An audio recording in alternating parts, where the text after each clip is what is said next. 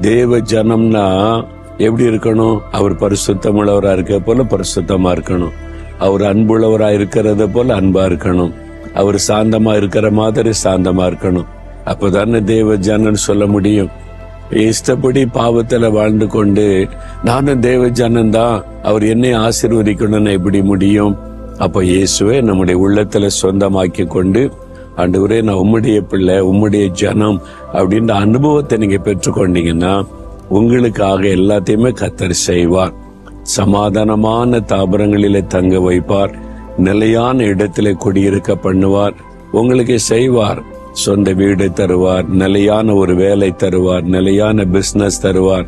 அலைஞ்சுக்கிட்டே இருக்கிறவங்க அப்படியே ஒரு நிம்மதி இல்லாம இருக்கிறன்னு நினைக்கிறீங்களா? இன்றைக்கு அந்த வாக்குத்தத்தத்தை சொல்லி ஜெபிங்க.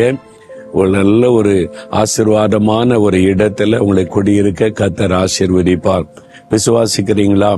இயேசுவே நான் உங்க ஜனமா இருக்கணும், எப்பவும் உங்க பிள்ளையா உங்களுடைய குடும்பமா நாங்க இருக்கணும். நாங்க சமாதானமான இடத்துல, நிலையான இடத்துல ஆண்டவரே சந்தோஷமா நாங்க குடியிருக்கும்படி செய்வேன்னு வாக்கு கொடுத்திருக்கிறீங்க.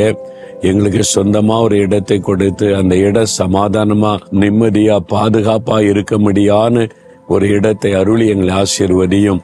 இயேசுவின் நாமத்தில் ஜெபிக்கிறேன் பிதாவே. ஆமேன், ஆமேன்.